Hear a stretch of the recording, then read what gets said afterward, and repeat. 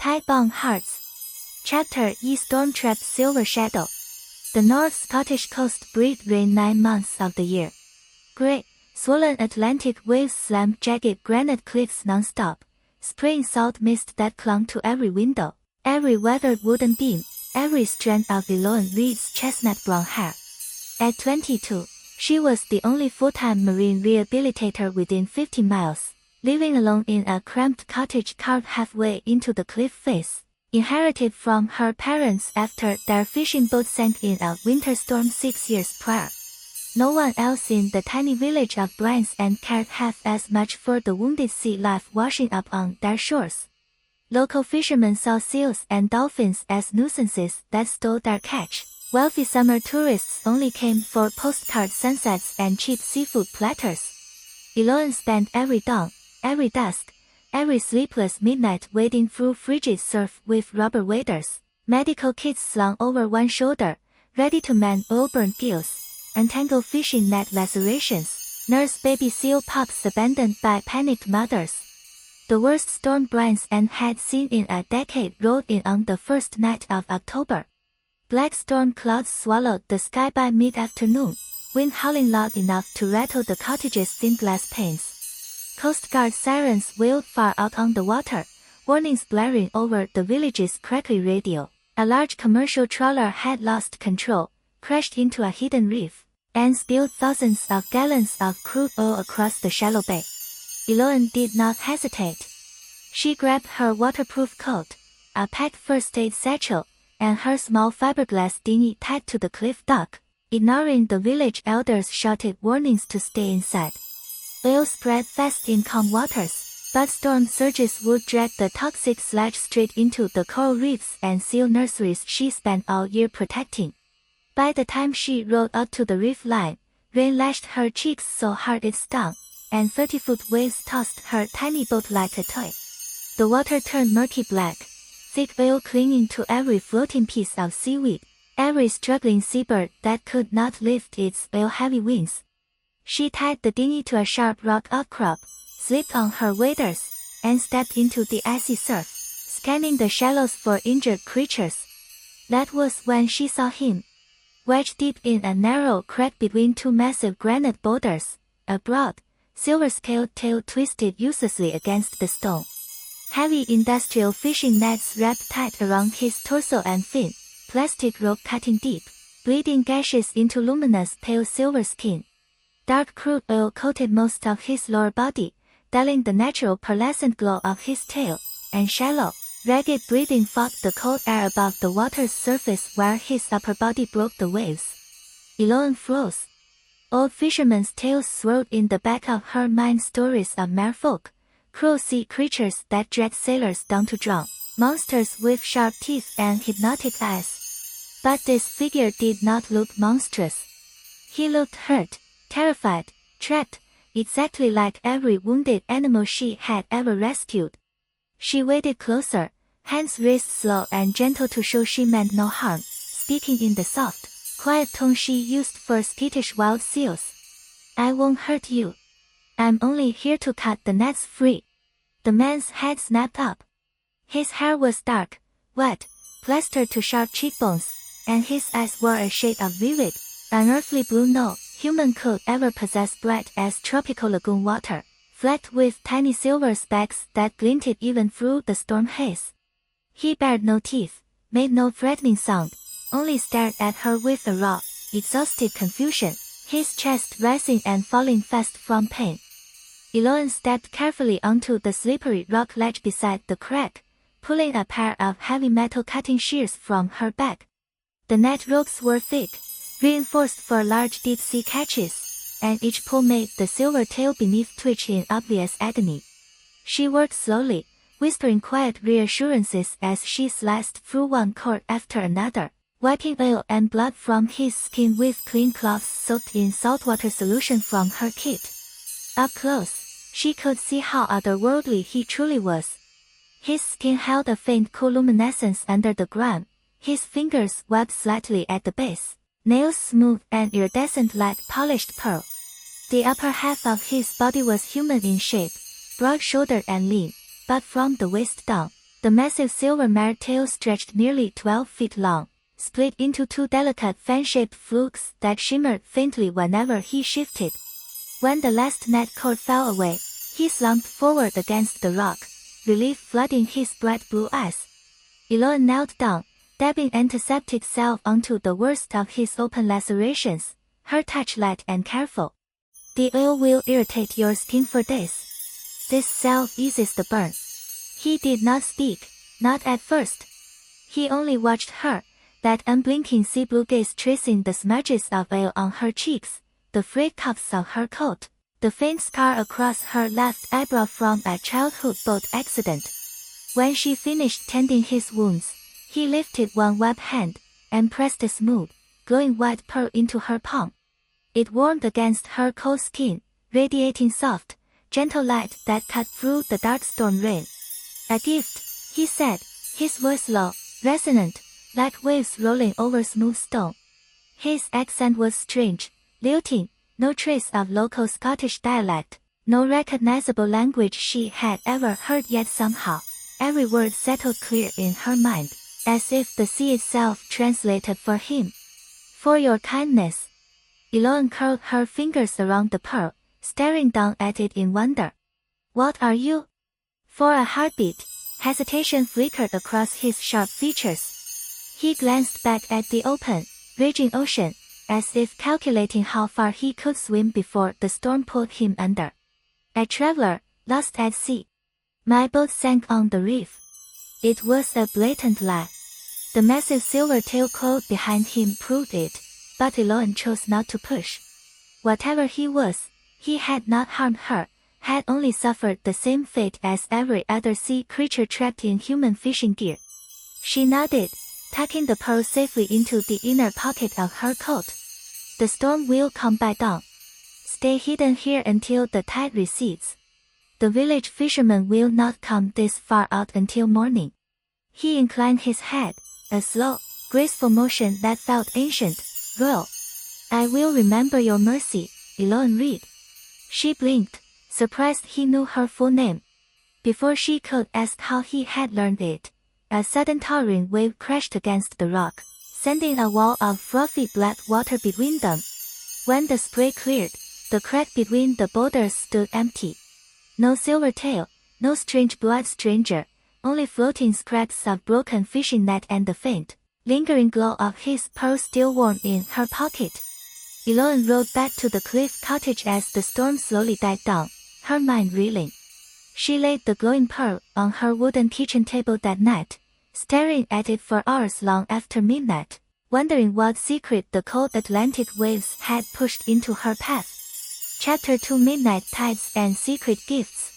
The storm faded by sunrise, leaving the coast quiet and damp, strewn with broken driftwood and dead oil-soaked seabirds. Elon spent all day cleaning the bay, hauling dead marine life to a burial pit on the cliffs, setting up floating containment booms to trap the remaining crude oil slicks.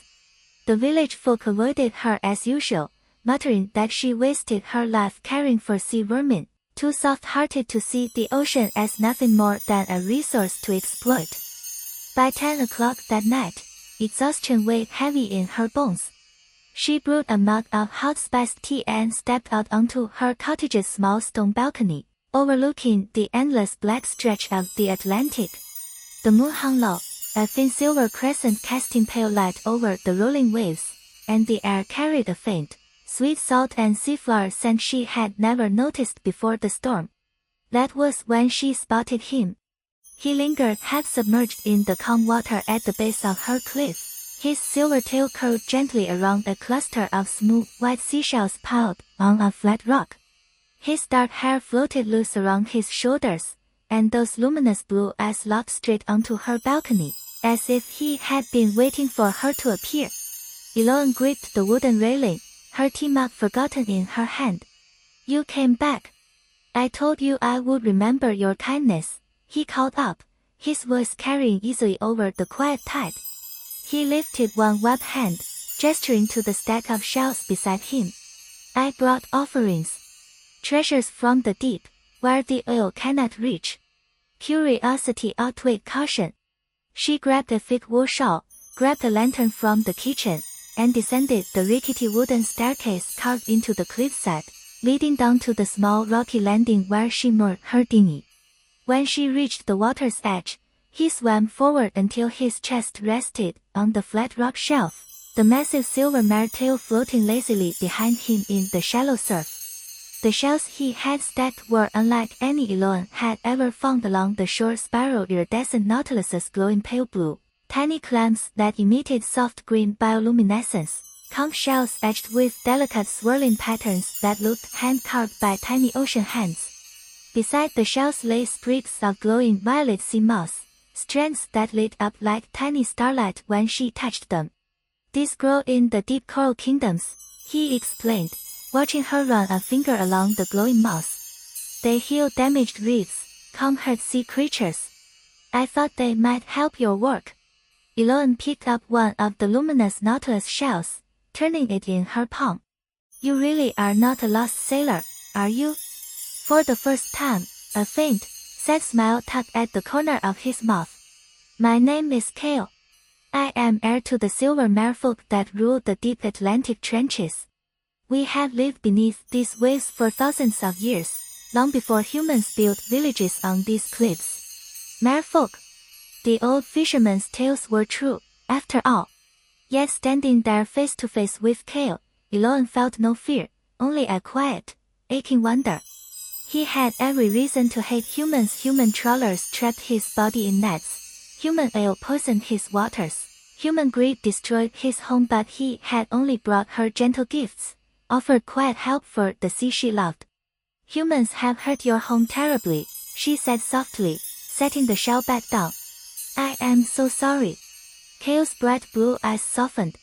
Not all humans. You tend to our wounded, clean our waters, grieve for our dead. Your heart belongs to the ocean, same as mine.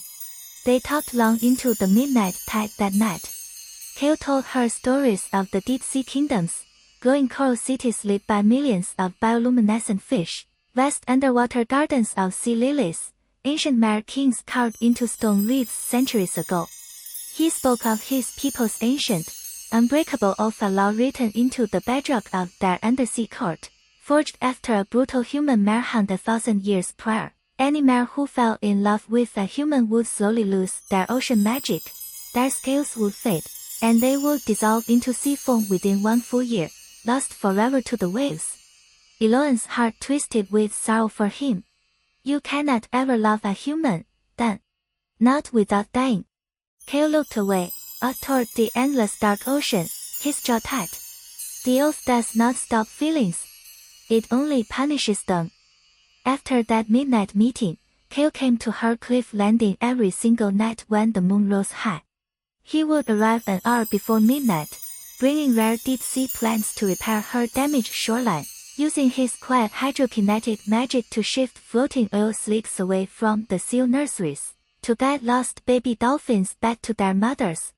Eloan would bring him warm honey bread from her cottage, fresh spring water sealed in glass bottles, human stories of her lonely childhood, her parents' lost boat, her quiet, unappreciated work in brines, and slow, quiet attraction bloomed between them, soft and unavoidable. Eloan found herself rushing through her daily coastal cleanup work each afternoon, eager for midnight to arrive, desperate to see his glowing blue eyes and silver tail in the moonlight.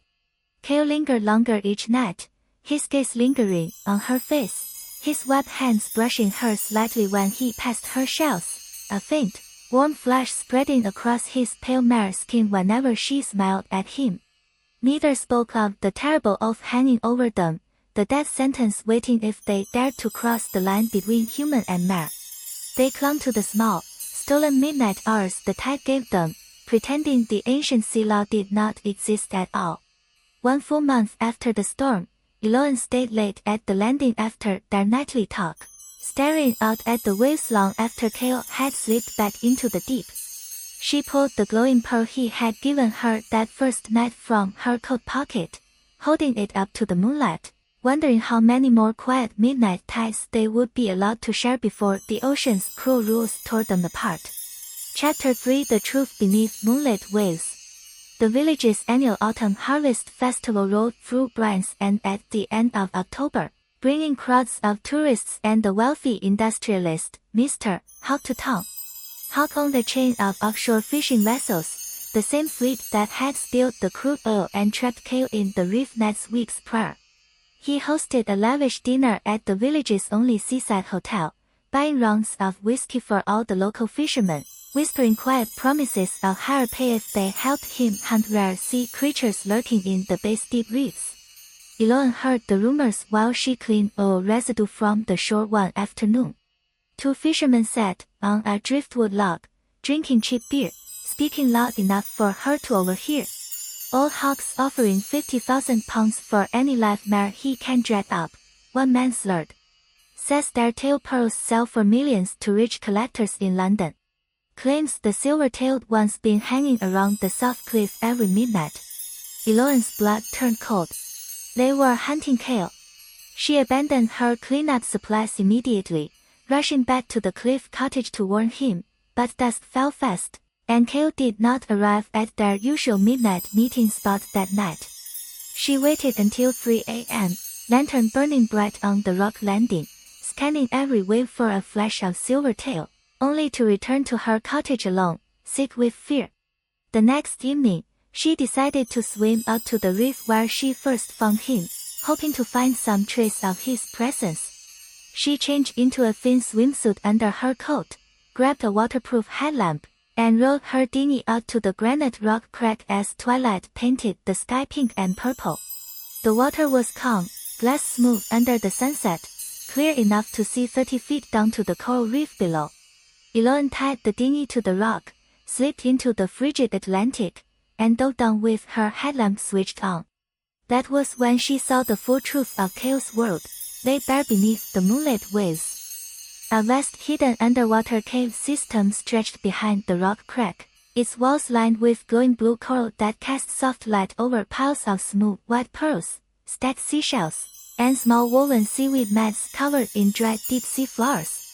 Cale sat on a flat stone ledge at the cave's center, his massive silver tail spread out beneath him, his head bowed. A tall mare woman with blazing crimson-red scales standing over him, her voice sharp and furious, echoing through the water in a melodic, unhuman tongue Eloane somehow understood.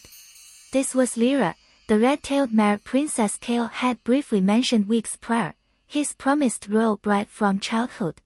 Her red tail flared with anger, spiking sharp crimson fins raised in fret, her amber eyes blazing with unmasked hatred as she gestured sharply toward the cave's surface, toward Eloane's floating dinghy above. You risked our entire kingdom for a fragile human girl, Lyra snapped, her voice rippling through the water like cracked ice. The Sea King has already sensed your magic fading. Every night you spend with her drains your royal power, erodes your silver scales.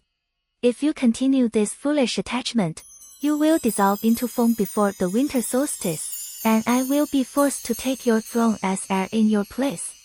Cale lifted his head, his bright blue eyes dulled with exhaustion. Faint gray streaks already marring the luminous silver of his tail fins prove his magic was already wearing thin from his time with Eloane. I do not care for the throne, Lyra. I have never wanted our arranged royal marriage. The oath was made for a time when humans hunted us without mercy. Eloane does not fear us, does not hurt us. She loves the sea as we do. Humans are all the same, Lyra hissed, slamming a webbed fist against the coral wall, sending loose glowing sediment swirling through the cave water. Hawk's trawlers hunt our kind for profit. The village fishermen want to trap and sell you for your pearls. She will turn you in for the reward money the second Hawk offers enough gold. Eloane's heart ached beneath the cold seawater.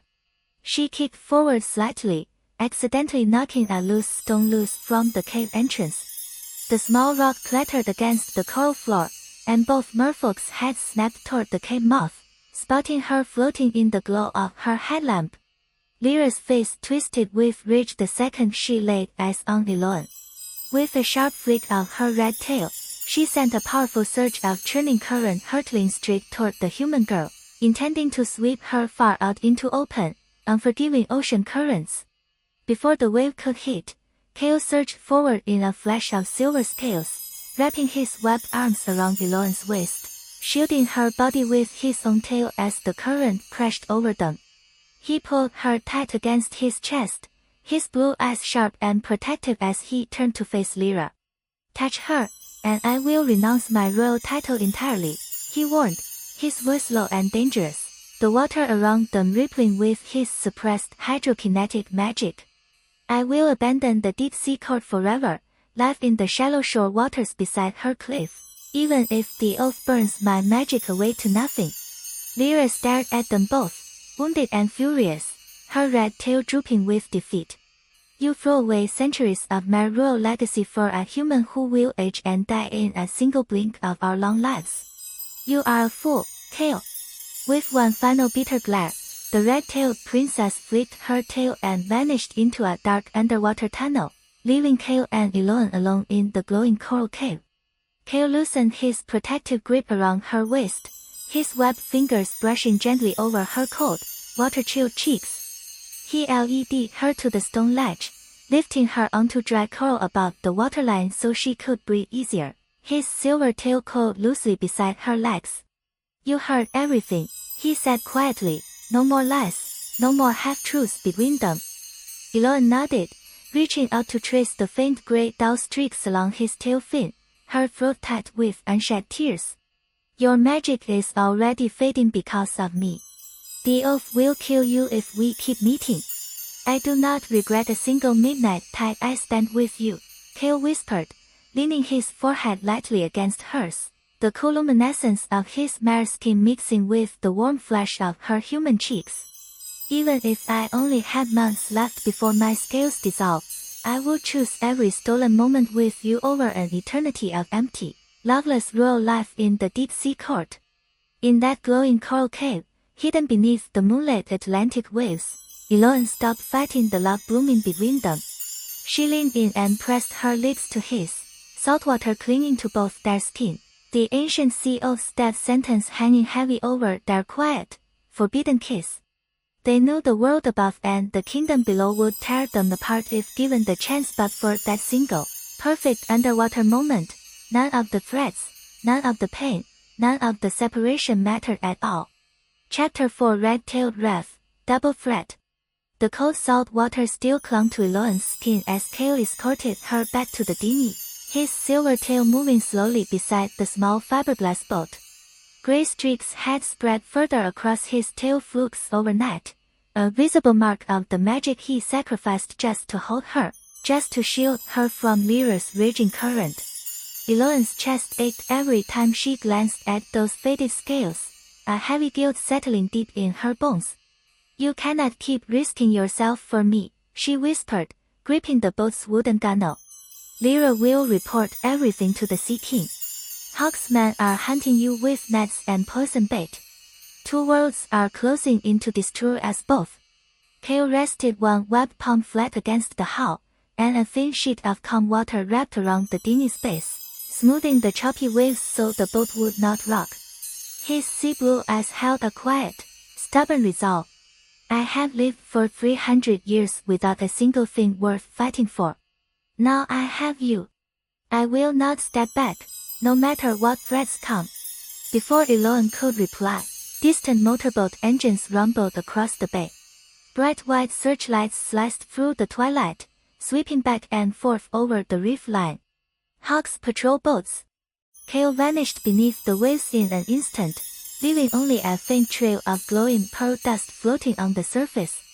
Eloan grabbed her oars and rowed hard back toward the cliff cottage, her heart hammering against her ribs. By the time she climbed the cliff stairs, two large pickup trucks had parked on the village's coastal road. Hawk himself leaned against the hood of the lead vehicle, dressed in an expensive black oilskin coat. A group of armed fishermen clustered around him. He spotted Eloan ascending the stone path and pushed off the truck to intercept her, a cold, greedy smile twisting his lips. "Miss Reed," he drawled, folding his arms across his chest. "I've heard you spend every night wandering the South Reef. Word is a rare silver-tailed mare haunts those waters. I'll pay you 20,000 pounds to lead my crew straight to it." No questions asked, no paperwork to sign. Cash, hand it over tonight. Eloan's jaw tightened. She kept her voice flat, masking the terror swirling inside her. I only rescue injured sea life. I don't hunt creatures for profit.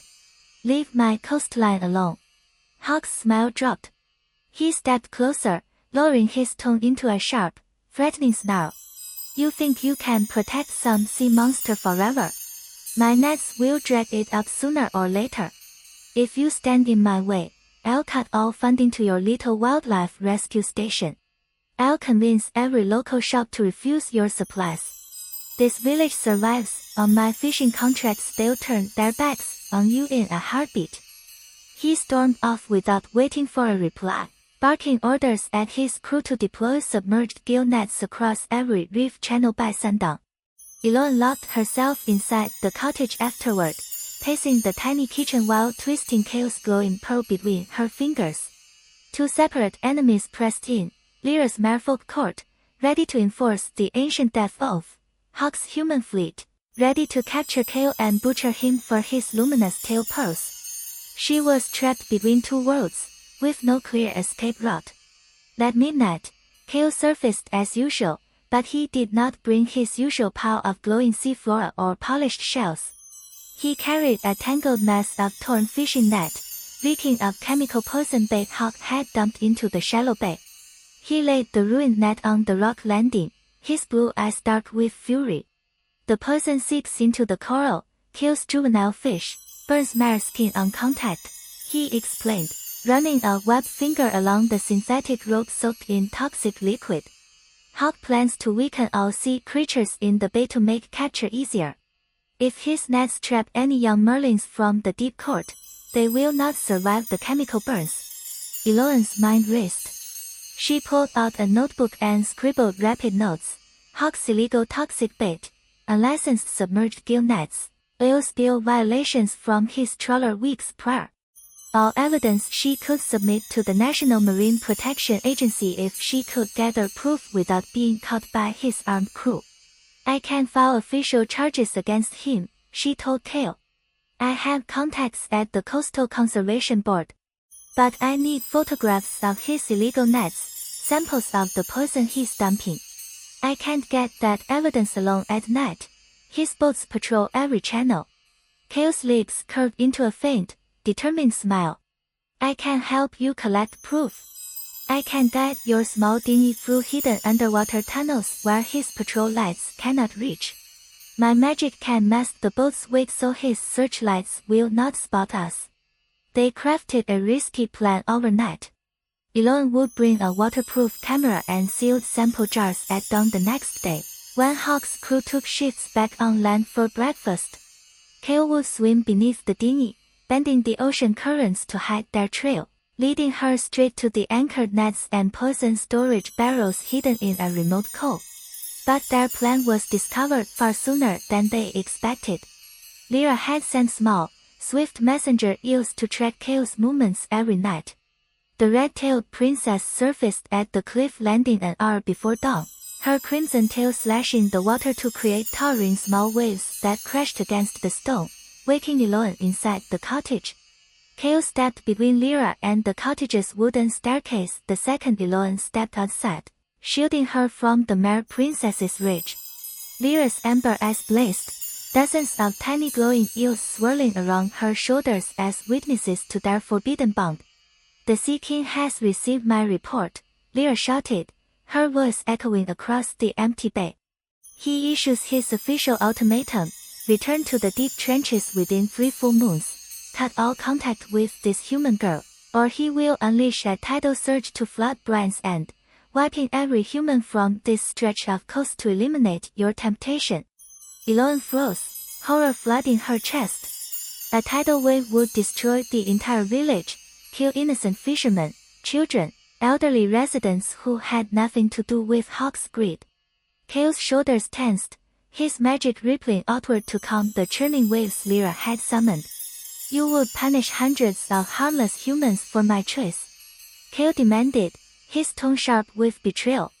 The old oath was written to defend merfolk from mass hunting, not to slaughter innocent coastal families. Rules do not bend for selfish love, Lyra retorted. Choose your throne and your people, or choose this human and watch a village drown.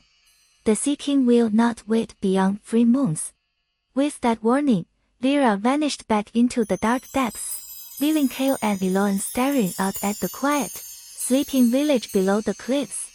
The weight of an impossible choice hung fit between them: abandon Eloan to save Brian's end, or stay with her and sentence an entire town to a deadly tidal flood. Eloan sank onto the cold rock landing, tears spilling down her cheeks and mixing with salt spray from the waves. I can't let people die for us. But I can't bear to send you back to a loveless arranged marriage with Lyra, trapped in a kingdom that fears any kindness toward humans. Kale knelt beside her, ignoring the cold rock cutting into his bare knees, and brushed a strand of wind-tousled hair from her face. His webbed fingers were cold against her skin, gentle despite the ancient power he wielded. We do not have to pick only one terrible path, he said softly. There is a third option. I will take you down to the deep sea court to speak before the Sea King myself. We will show him Hawk's poison nets, the oil pollution, the proof that humans are not uniformly cruel. We will beg him to rewrite the outdated oath, to separate violent human hunters from those who protect the ocean. Eloan lifted her head, wiping her tears away. Humans cannot survive deep underwater without air. How would I stand before your king? Kale pulled the glowing white pearl he'd given her months prior from her coat pocket, holding it up between them. This pearl is a royal heirloom from my mother. It wraps your lungs in breathable seawater magic for 3 full days. You can walk and speak in the deep court as one of us. No drowning, no pain. The risk was unimaginable. If the Sea King refused their plea, he could trap Eloan beneath the waves forever, or order Kale's immediate magic dissolution for breaking the oath further. If Hawk's men found the cliff cottage empty while they were gone, they would burn her rescue station to the ground, destroying years of her life's work. Still, Eloan gripped Kale's hand and nodded. Whatever danger waits in the deep sea, I will face it beside you. Chapter 5 Fading Scales, Draining Magic. The 3 moons of the Sea King's ultimatum ticked away one slow midnight tide at a time. Every evening, Eloan and Kale worked together evidence against Hawk's illegal operation, all while Kale's magic continued to waste away before her eyes. The silver luminescence of his tail dimmed further each passing day. The delicate pearl flecks in his blue eyes faded to pale gray, and simple acts of hydrokinetic magic smoothing waves, healing injured fish left him gasping for breath, drained of strength. Some nights, he could barely lift himself onto the rock landing to talk to her, his body heavy with the oath's invisible curse. Eloan spent every spare daylight hour documenting Hawk's crimes. She snuck out at dawn with her waterproof camera, hidden behind rocky outcrops to film his anchored toxic bait barrels and submerged gill nets. She collected sealed glass jars of seawater tainted with chemical poison, recorded witness statements from local fishermen who feared Hawk's retaliation if they spoke openly. She printed dozens of photographs, filing them into a thick leather folder labeled Marine Protection Evidence. One afternoon, Hawk spotted her hiding behind a boulder with her camera. He stormed across the shore with 2 of his burly crew members, grabbing her wrist hard enough to leave bruising fingerprints. He snatched the camera from her hands and smashed it against the jagged granite rock, every memory card and photograph shattered beyond repair. Trespassing and sabotage, he snarled, shoving her backward onto the sharp stone. If I catch you spying on my operations one more time, I'll press criminal charges that lock you away for years. Your little rescue station will rot empty without you to run it. Eloan stumbled home with scraped palms and a swelling bruise on her forearm, her evidence collection destroyed in one violent blow. When Kale surfaced that night and saw her injured skin, a cold, dangerous rage rolled off him in thick waves. The ocean around the cliff landing churned violently, 10-foot swells crashing against the rocks, foam spraying high up the cliff face. I will sink every one of his trawlers tonight, Kale growled, his blue eyes darkening to storm gray. I will drag his boats down to the reef and leave him stranded on a rock to face the tide's cold wrath. Elon grabbed his arm tightly, pulling him back from the water's edge before he could unleash his full power.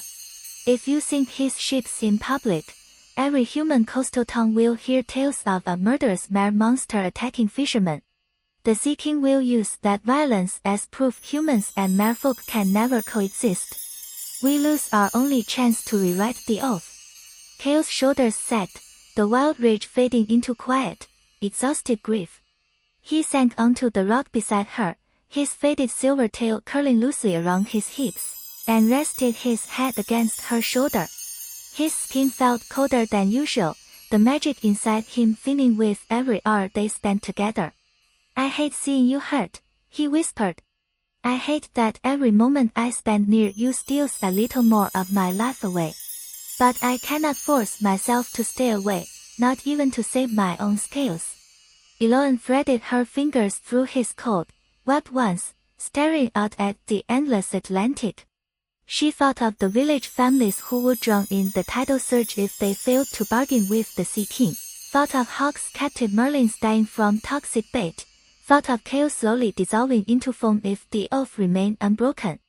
Every path forward was lined with loss and pain. That night, Kale showed her how to activate the royal pearl's underwater breathing magic. He pressed the glowing orb to her chest, and a faint silvery mist wrapped around her throat, settling soft against her lungs. When she dipped her face into the cold seawater, she breathed easily, no burning, no choking. The ocean air felt as light as the air on land. The magic lasts 72 hours exactly, he explained, brushing wet hair from her forehead. We will leave at midnight 2 days from now, when the moon is full, to light our path down the deep sea trenches. We will carry all your remaining evidence against Hawk to present to the Sea King's court. Eloan spent the next 2 days packing supplies for their underwater journey, sealed glass poison sample jars, printed backup photos she'd stored on a portable drive, handwritten witness testimonies, dried deep sea healing moss Kale had given her to soothe his fading magic. She locked the cottage's doors and boarded the windows, leaving a note for the village's elderly shopkeeper to check on her rescue station's injured seal pups if she failed to return in 3 days. On the eve of their descent to the deep court, Lyra surfaced one last time to deliver a final warning. Her red tail floated rigid in the water, her amber eyes glinting with bitter victory as she stared at Kale's dull, gray-streaked flukes. Your magic is half gone already, she said flatly. By the time you finish arguing with the Sea King, you will barely have enough power to swim back to the surface. Even if he bends the oath's rules, you will spend the rest of your short life weak, unable to protect your human lover from Hawk's boats or the ocean's storms. Kale did not flinch from her words.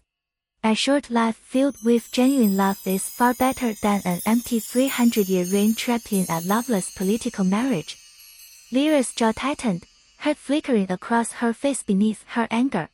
She had waited centuries to wed her childhood royal betrothal partner, dreaming of ruling the Silvermare Kingdom beside him. She never imagined a human girl would steal his heart so completely. Without another word, she slipped back into the waves, leaving them to their final night on the surface world. As midnight arrived, Eloan clutched the glowing pearl tight in her palm, stepping off the rock, landing into the frigid Atlantic. Kale wrapped one arm around her waist, and they dove downward together, slipping past the sunlit shallow reefs into the endless dark blue of the deep sea trenches, heading toward the ancient coral palace of the Sea King. Chapter 6: Journey down to the deep sea court. Descending into the deep ocean felt like stepping into an entirely separate world. Sunlight faded fast behind them, swallowed by thick layers of indigo seawater, replaced by soft, self-generated light from millions of bioluminescent creatures, tiny glowing plankton drifting like scattered stardust, luminous coral trees lining the trench walls, fish with glowing stripes swimming in vast shimmering schools. Kale guided Eloan gently through narrow underwater tunnels carved into ancient stone reef, his fading silver tail moving slower than it had just months prior. Every few hundred feet, He paused to catch his breath, his magic straining to maintain the pearl's breathing aura wrapped around her body. Eloan's heart twisted each time she watched him struggle, knowing every second they spent together drained his life force further. Merfolk settlements dotted the deep trenches as they traveled deeper. Small clusters of woven seaweed huts clung to coral cliffs, young merlins darting between glowing kelp forests, adult merfolk tending underwater gardens of edible sea lilies. Every mer they passed stopped to stare, whispering among themselves in their melodic underwater tongue, recognizing Chaos' royal silver tail and spotting the human girl wrapped in his protective arm. Word of his forbidden human lover had spread across the entire Deep Kingdom long before their arrival at the palace. 2 hours of steady swimming brought them to the Sea King's royal court, a sprawling palace carved from massive glowing blue coral, towering spires rising hundreds of feet from the trench floor. The palace gates were guarded by large, armored mer warriors with sharp spiked tails, their spears carved from whalebone and coated in glowing seashell polish. They blocked Kale and Eloan's path the moment they approached the coral archway. Prince Kale, the lead warrior, rumbled, his voice rippling through the water. The Sea King ordered no humans to be permitted within the palace walls. Turn the human back to the surface at once, or we will drag her into the detention caves. Kale pulled Eloan closer to his side, his weakened magic rippling outward in a faint silver wave to calm the warrior's aggressive stances. I come bearing critical evidence of human ocean destruction that threatens every mer settlement in these trenches. If you bar us entry, the poison nets and toxic waste will seep deeper into the deep sea, killing our young before the next full moon. Stand aside, or answer to your king for hiding the truth. The warriors hesitated, exchanging uncertain glances. They stepped apart at last, allowing Kale and Eloan to pass through the coral gates into the palace's vast central throne hall. The throne room stretched endlessly, its ceiling lined with glowing coral chandeliers casting soft sand light over hundreds of mer nobles, lined up along the coral walls. Lyra stood at the right hand of the Sea King's massive stone throne, her crimson tail held high, a smug, triumphant expression fixed on her face as she watched them enter. The Sea King himself loomed atop the throne, an ancient mer with a tail streaked with deep black and silver, his eyes ancient and storm-dark, holding the weight of thousands of years of mer history. He did not speak until Kale and Eloan knelt on the smooth coral floor before him, the leather folder of evidence floating between them in the weightless seawater. Kale, heir of the silver mer line, the Sea King's voice boomed, echoing through the entire hall. You have broken the sacred ocean oath forged by our ancestors. You have fallen for a human, drained your royal magic, and risked triggering a tidal catastrophe to shield your mortal lover. Lyra's testimony has laid all your crimes before this court. Kale lifted his head, his blue eyes steady despite his fading strength. I have broken the letter of the oath, yes, but the oath's original purpose was to protect merfolk from unprovoked human slaughter. The world above has changed. Not all humans hunt us for profit. This woman, Eloan, dedicates every day of her life to healing our wounded kin, cleaning poison reefs, and fighting hunters like Hawk who seek to capture and kill merfolk for their pearls. He gestured toward the floating folder of evidence, pushing it forward with a small wave of his weak magic. Inside lies proof of Hawk's illegal toxic bait, unlicensed submerged gill nets, ill spill violations, and his open bounty for live mer capture. His trawlers poison our shallow reef nurseries, killing merlins before they fully grow their tails. The old oath punishes loving humans, yet it does nothing to stop violent human hunters who destroy our homes. A murmur rippled through the assembled mer nobles as they reached for the floating evidence folder, flipping through the sealed poison samples and printed photographs. Lyra stepped forward quickly, her red tail flicking sharply to draw the court's attention back to her. These are isolated crimes from one single greedy human, she argued, her voice sharp. Countless other human fishermen still hunt merfolk across every ocean.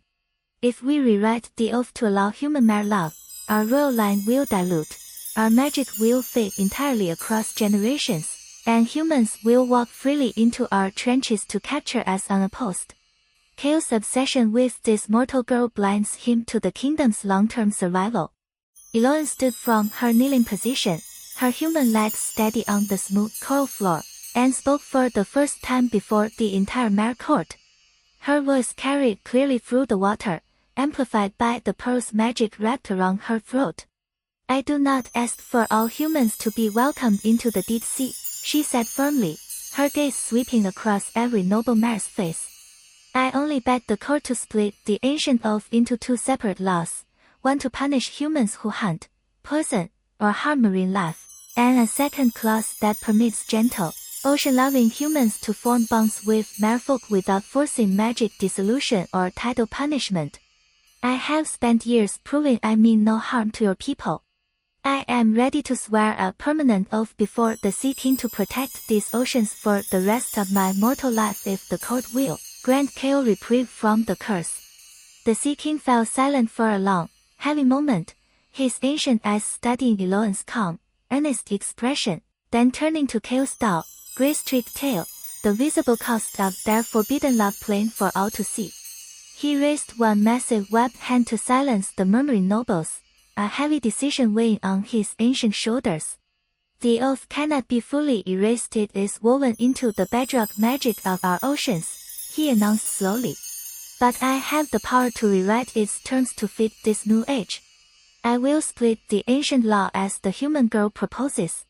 Any human who harms merfolk or poisons the sea will still face the ocean's wrath. But humans who dedicate their lives to protecting marine life will no longer trigger the magic dissolution curse for mere who love them." A soft gasp rippled through the throne hall. Lyra's face paled, her confident smugness crumbling away instantly. The Sea King's gaze turned to her, firm and unyielding. "Lyra, you have repeatedly manipulated court laws to push your personal grudge against this human girl, threatened innocent coastal humans with tidal floods, and hidden Hawk's ocean destruction from the court to strengthen your argument against cross-species bonds. For your reckless abuse of royal power, you are sentenced to 100 years of solitary confinement in the northern ice trenches, with no access to surface waters or royal court privileges until your sentence ends." Two armored mare warriors stepped forward to take Lyra into custody. She shot one final, furious, heartbroken glare at Kale before they led her away through a dark coral tunnel, her bright red tail vanishing into the shadows. The Sea King returned his attention to Kale and Eloin, his expression softening slightly. "The curse draining your magic will halt at once, but the magic you have already lost will not return. You will live a shorter mere lifespan than your kin, but you will not dissolve into foam so long as Eloin holds true to her ocean protection oath." Kale's shoulders relaxed, a quiet, relieved breath slipping past his lips. He turned to Eloin, wrapping his webbed arms around her waist, pressing his forehead gently against hers beneath the glowing coral chandeliers. For the first time in months, the crushing weight of the ancient oath's death sentence lifted from both of them. Chapter 7 Civil War Beneath the Waves. Not all merfolk accepted the Sea King's rewritten oath peacefully. A faction of conservative elder nobles, who clung fiercely to the 1,000-year-old original law, rallied hundreds of deep-sea mare soldiers to stage a minor civil rebellion within the palace trenches hours after Lyra's sentencing. They claimed the Sea King had betrayed their ancestors by weakening the oath, arguing that human mare bonds would slowly erode all mare magic over centuries. The rebel elders blocked the palace's coral exit tunnels with massive stone boulders, trapping Kale, Eloin, and the loyal royal guard inside the throne hall, demanding the king reverse his new legal clauses or face permanent division of the Silver Mare Kingdom. Hawk's human fleet complicated the crisis further. While Eloin and Kale remained trapped in the deep-sea court, Hawk had launched a full-scale deep-water hunting expedition, sending large trawlers to drag weighted nets along the upper trench edges, hoping to capture any stray mare separated from the palace's protective coral barriers. Poison-bait barrels were dumped in massive quantities near shallow marlin nurseries, killing dozens of young mare before the royal guard could reach the contaminated reefs. Kale's magic, though no longer fading, remained severely weakened from the months spent bound to the old oath's curse. He could not summon large tidal surges to sink Hawk's boats alone, and the rebel elders blocked all loyal Mer warriors from exiting the palace to counter the human trawlers. They were trapped between two simultaneous wars, a silo split within their own Mer kingdom, and a violent human hunter threat destroying shallow Mer habitats above the trench line. Eloan paced the throne hall's coral floors, her mind racing to find a compromise that would end both conflicts at once. She pulled her leather evidence folder from the floating coral table and walked to the barricaded tunnel entrance, calling out to the rebel elders stationed behind the stone boulders. The human hunter Hawk is poisoning every shallow reef nursery, she shouted, the pearl's magic amplifying her voice through the water. His nets kill merlins by the dozen every night. If you waste your energy fighting the Sea King's new oath, there will be no young Mer left to inherit our kingdom to argue over in a decade. A gruff elder Mer's voice rumbled back from behind the stone barrier. Human greed is inevitable. We must cut all contact with the surface entirely to stay safe, not bend our sacred laws to accommodate one single mortal girl. Cutting contact will not stop Hawk's trawlers, Eloan countered, spreading the printed photographs of poisoned reefs across the coral stone beside the boulders. His boats sail day and night, dumping poison without fear of Mer retaliation because your kingdom is divided by this civil rebellion. If we unite the royal guard to drive his fleet away, we can push human ocean protection laws through coastal governments to ban Mer hunting and toxic fishing bait forever. Kale stepped beside her, placing a steady hand on her shoulder, and spoke to the rebel elders in their native melodic underwater tongue, his royal authority ringing clear even through his weakened magic. The rewritten oath does not force any Mer to love humans, he explained. It only removes the death curse for those who choose to bond with ocean protectors. Every Mer who wishes to avoid human contact may still live deep in the isolated northern ice trenches, untouched by surface humans. The new law offers freedom of choice, not forced integration. Silence fell behind the stone boulders for a long stretch of time. The rebel elders debated among themselves, weighing the risk of losing all young merlins to Hawk's poison against their hatred of the revised oath. After nearly an hour of quiet discussion, the massive stone barriers slowly shifted aside, rolled away by dozens of young rebel Mer soldiers who had seen their own siblings killed by Hawk's toxic bait. The elder rebels stepped forward to kneel before the Sea King, surrendering their weapons of whalebone spears and spiked coral blades. They agreed to lay down their civil rebellion, on the condition that the Sea King write a permanent separate law permitting isolated deep trench Mer communities to ban all human visitors from their territories. The Sea King accepted their compromise at once, scribbling the new legal clause onto a flat coral tablet edged with glowing ink. With the Mer civil conflict resolved, the unified royal guard could finally mobilize to counter Hawk's destructive fleet. Kale led hundreds of strong Mer warriors upward toward the shallow bay, Eloan swimming beside them with her waterproof camera and poison sample jars, ready to gather final proof to submit to human coastal authorities.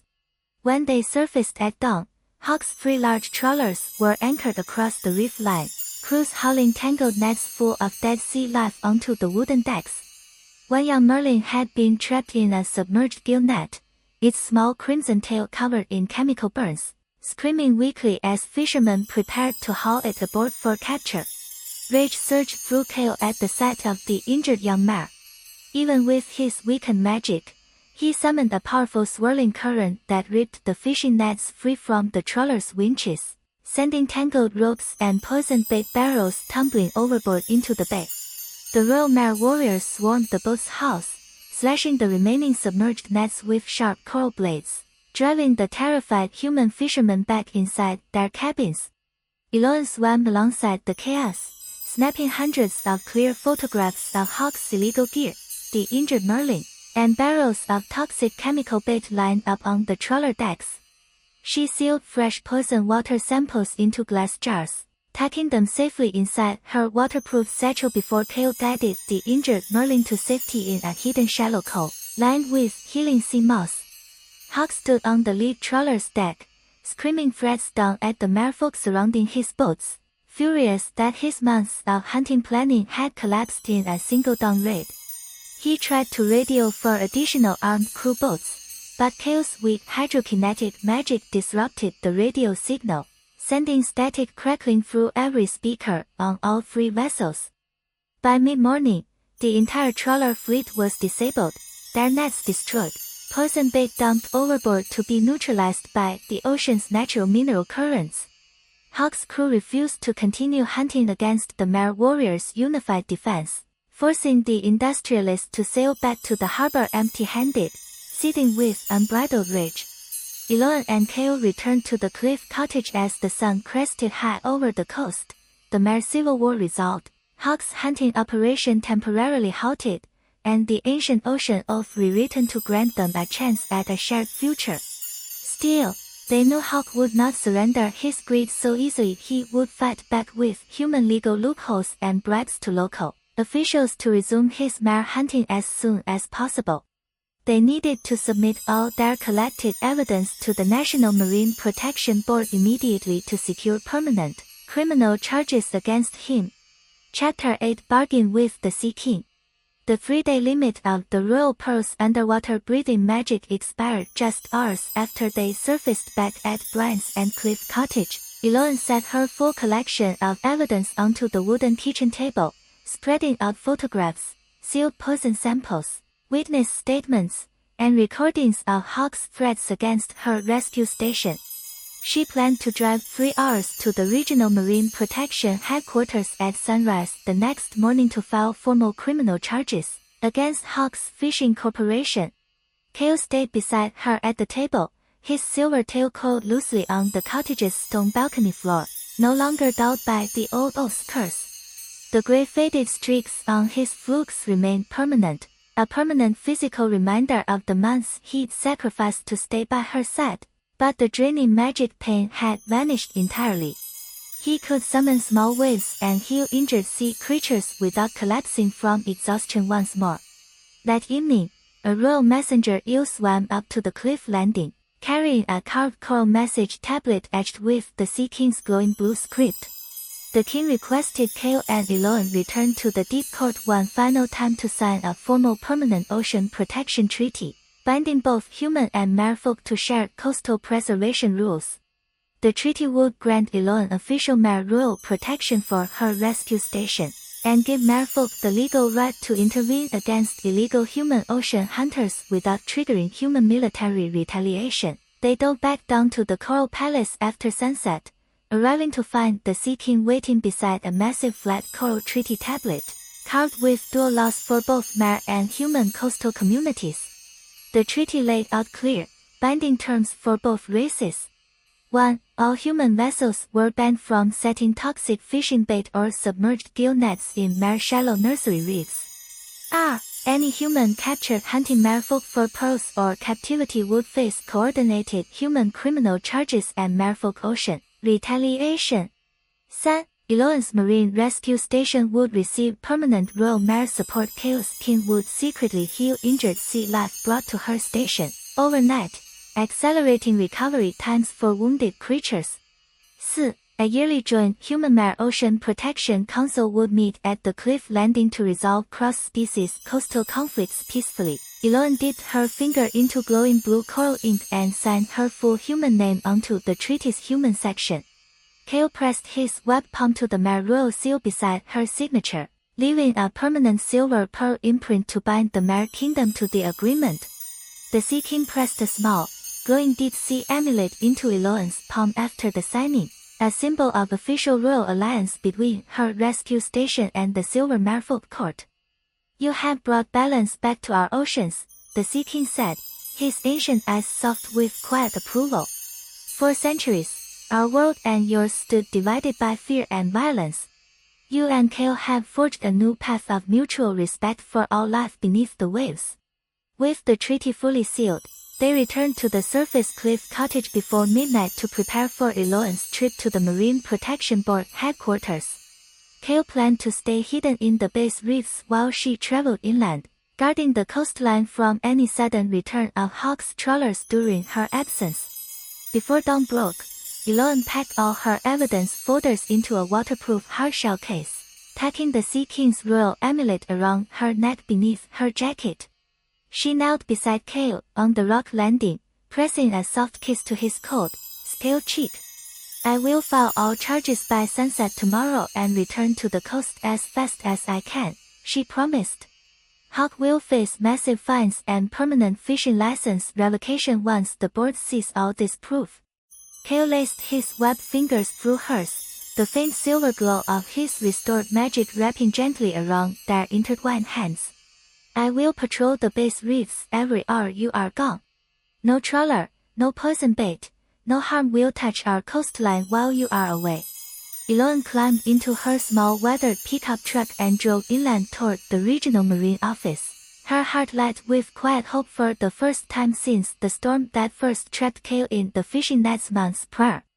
All their worst threats, the ancient oath's death curse, Lyra's tidal flood threat, Mare's civil war, Hawk's hunting fleet were now contained, solved by compromise, courage, and the quiet love that had bound human and mare together against all odds.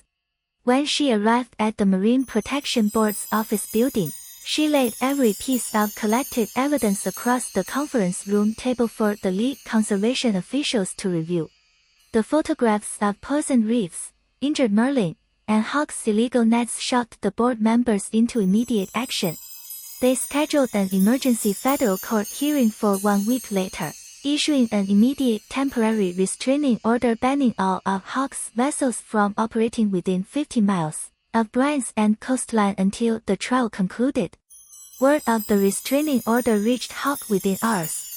Desperate to avoid permanent criminal charges and the loss of his entire fishing empire, he gathered his last remaining loyal crew members and sailed one final trawler out to the bay after dark, planning to burn Eloane's cliffside rescue station to the ground as retaliation for ruining his business. Cale spotted the single trawler's searchlights cutting across the bay's midnight waves long before it reached the cliff shore. He summoned every loyal mare warrior patrolling the shallow reefs to intercept the vessel before it could reach the cottage's wooden docks, unleashing a massive controlled current that spun the trawler's steering wheel useless, forcing the boat to drift onto a sandbar miles away from the cliff. Hawk and his crew were stranded on the sandbar until the Coast Guard arrived at dawn, responding to Eloane's emergency phone call after Cale sent a school of bioluminescent fish to swim beside her cottage window as a warning signal.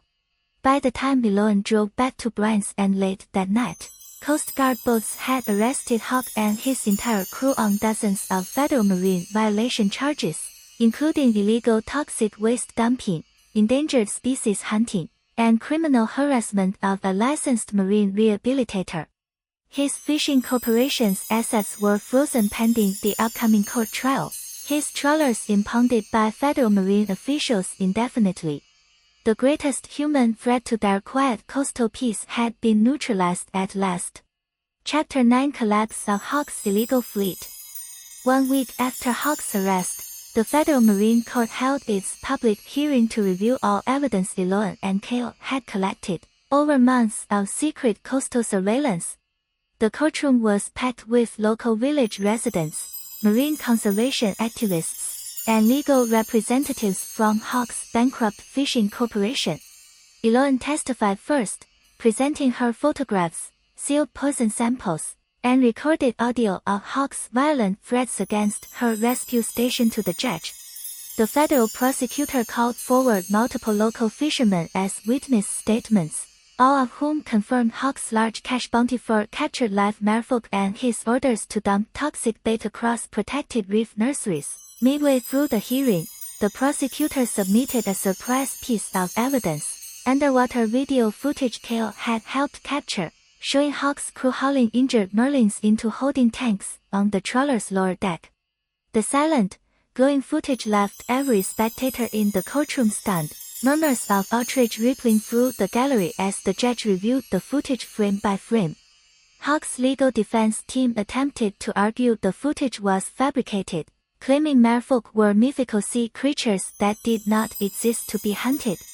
The judge dismissed their argument instantly, referencing the massive collection of physical poison samples and dozens of witness testimonies from local fishermen who had spotted silver-tailed mare in brines and bay for generations. The judge delivered the final verdict late that afternoon.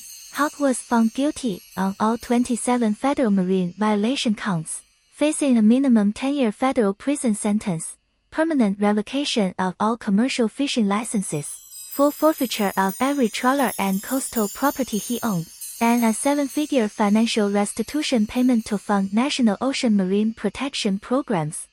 His corporation filed for complete bankruptcy the same hour the verdict was read aloud in court. All offshore fishing operations permanently shut down across the entire northern Scottish coast. When Eloan returned to the cliff cottage after the trial, Cale waited for her on the rock landing, dozens of glowing deep-sea flowers floating around his silver tail to welcome her home. The village residents lined the coastal road to cheer her as she drove into town, finally understanding the importance of her marine rescue work after Hawk's violent crimes were exposed in open court. The villagers who once mocked her for wasting her life on sea creatures now brought baskets of fresh bread, homemade jam, and hand-carved wooden sea animal sculptures to her cottage as gifts of gratitude. Over the following weeks, Eloan's marine rehabilitation station expanded rapidly. Local fishermen volunteered to assist with daily coastal cleanup shifts. Town businesses donated supplies to build larger healing pools for injured seals and dolphins, and regional conservation groups sent funding to construct a permanent marine education center beside her cliff cottage for local school children to learn ocean protection. Cale split his time evenly between the deep-sea royal court and the shallow bay beside her cliff. He no longer needed to hide his mare form after dark. The village residents had seen him surface beside the rescue station countless times, watching him use his gentle magic to heal wounded sea creatures Eloan brought back from the shore.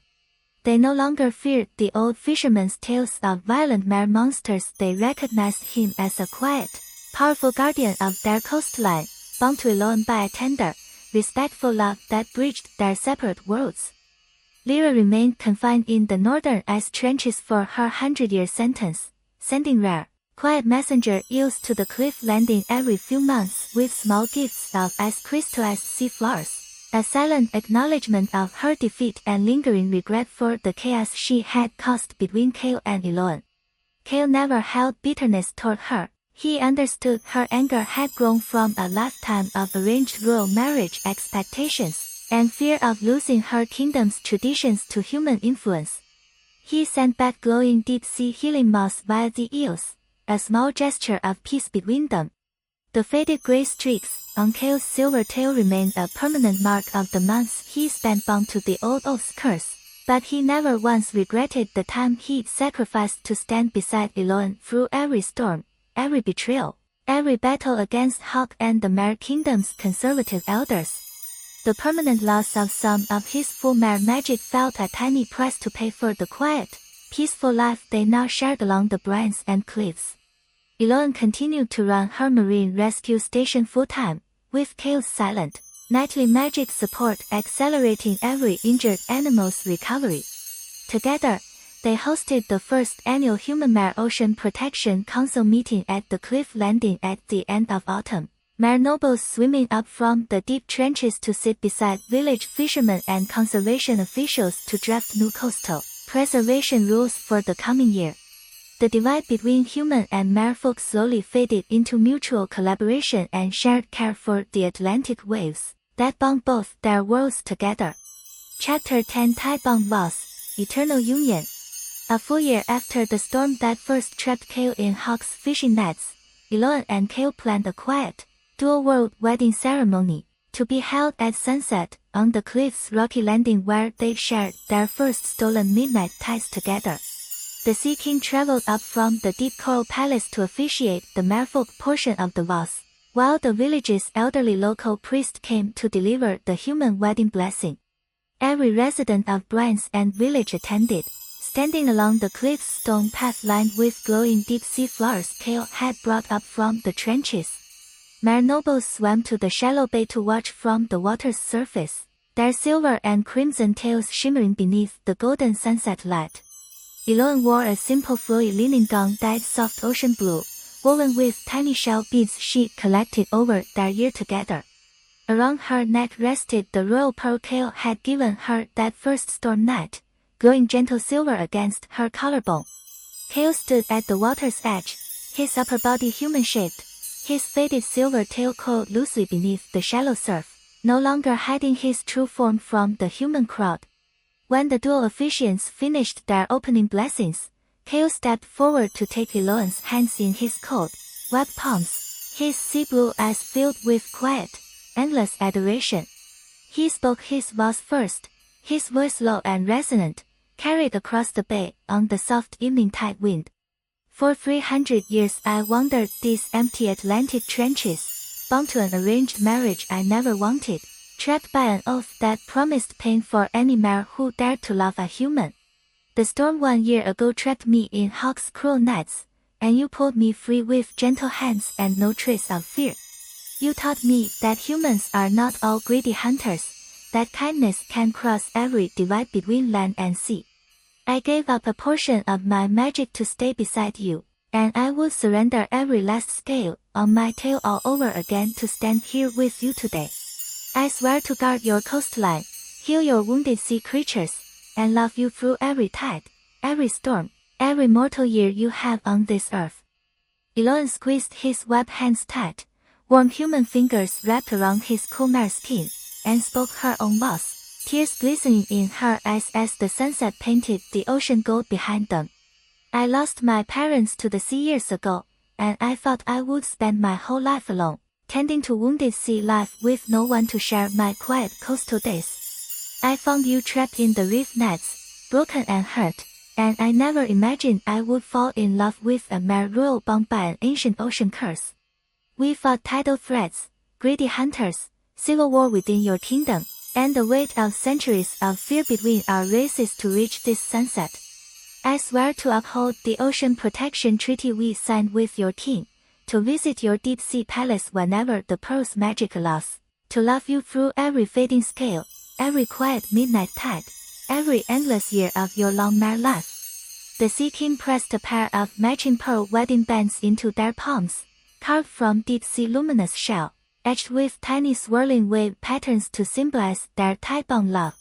They slipped the bands onto each other's fingers as the priest delivered the final human blessing, and the entire crowd erupted into quiet cheers, human villagers clapping on the cliff, merfolk splashing glowing pearl dust into the sunset waves below. That night, after all the wedding guests had returned to their homes and the deep trenches, they sat side by side on the rock landing, watching the last of the sunset sink beneath the Atlantic horizon, the glowing pearl resting warm between their intertwined hands. No more ancient oaths threatening dissolution, no greedy human hunters laying poison nets, no mere civil conflict tearing their kingdom apart. All the pain and betrayal of the past year had faded into quiet, permanent peace. Kale wrapped his webbed arm around Elone's waist, pulling her gently against his chest as the first soft tide of night rolled into lap at their feet. The silver glow of his tail wrapped loosely around their legs, mixing with the warm golden sunset light still lingering on the water's surface. Once I thought I would live 300 empty years, watching humans from the dark trenches, never daring to reach for something real, he whispered, pressing a soft kiss to the top of her wind-tousled hair. That storm that trapped me in the nets was the greatest miracle the ocean ever gave me. It led me to you. Elone leaned her head against his broad shoulder, staring out at the endless blue waves stretching to the horizon, the scent of salt and glowing sea flowers wrapping around them both. I once hated every storm, every ill spill, every wound the ocean carried from human greed, she murmured, smiling softly against his skin. Now I am grateful for every terrible night that brought us together. No barrier of race, age, or ancient law could ever separate our tie-bound hearts again. Beneath the endless twilight Atlantic sky, human girl and silver-tailed mare prince held each other close, their love woven permanently into the rise and fall of every tide, bound by ocean magic, shared sacrifice, and a quiet, forever love that would outlive every storm the sea could ever send.